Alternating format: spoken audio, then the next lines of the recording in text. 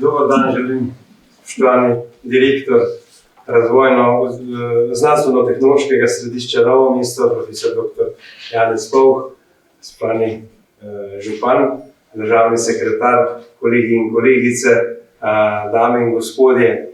Veselje mi je, da vas lahko pozdravim v imenu Državnega sveta, drugega doma slovenskega parlamenta in pa seveda tudi v svojem imenu. Izjemno sem vesel, da sem lahko za začetek obiskal, bom rekel, eno življenjsko pot, ne rečem, znanja od osnovne šole do praktično znanstvenega dela in to samo z ogledom 2 laboratorijev. Tako da lahko bi brez napisanega govora, pa vendarle mi dovolite, da preberem tisto, za kar sem prišel, tisto, da se zahvalim pravzaprav pobudnikom, da se spomnimo vseh pomembnih ljudi v Novem mestu in okolici, ki so zgradili tako pomembno središče, gospodarsko središče v Sloveniji. In kar je najlepše pri vsem tem, je seveda to, da se ne spominjamo samo tistih, ki so pred 50, 100 in več stoletji kreirali, ampak da lahko s prenosom pokažemo danes tudi na ljudi, ki ste tukaj in ki kreirate prihodnost danes. V času hitrih sprememb, pa tudi v obdobju negotovosti, v katerih živimo, je izrednega pomena, da se veliko in strpno pogovarjamo in dogovarjamo. Soodločamo stališča, povezujemo se med seboj, tako različne sektorje kot odločevalce.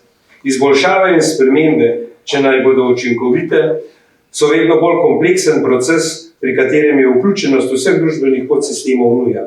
Na takšen način delujemo v Državnem svetu, ki pri delovanju interesnih skupin uveljavlja interese, stališča in pobude v zakonodajnem procesu.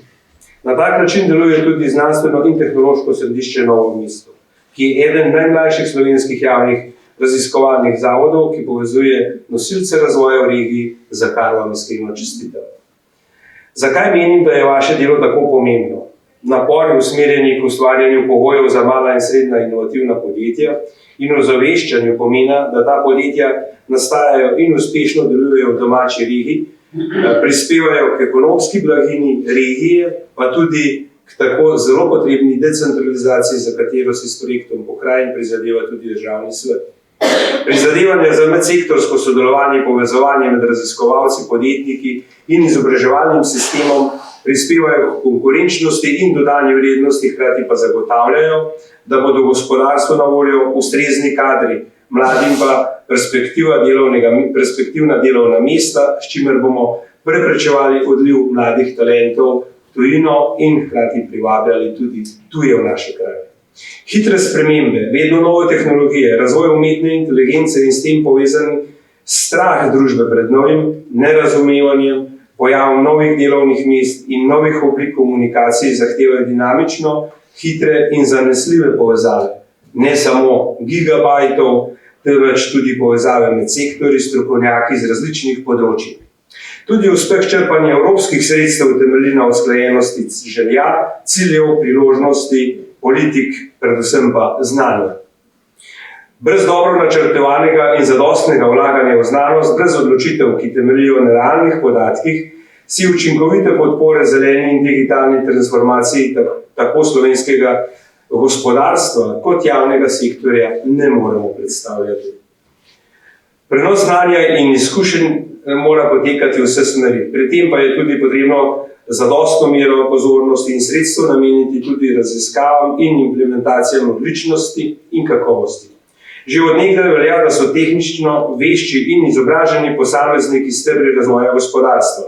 Zato je prav, da se s tehničnim znanjem z področja znanosti, tehnologije, inženirstva in matematike in s poklicem v povezavi z njim da v družbi poseben poudarek.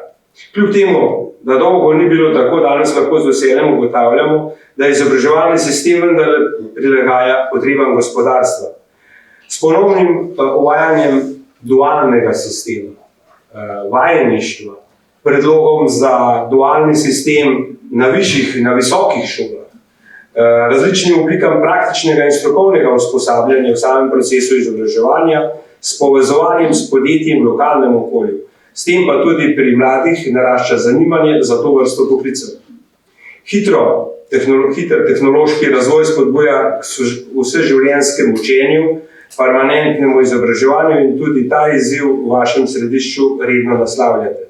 Slovenija kljub svoji majhnosti, če smem tako reči, slovi kot država z bogatim strokovnim znanjem, dobro infrastrukturo ter z zelo delavnimi in inovativnimi ljudmi z različnih področij.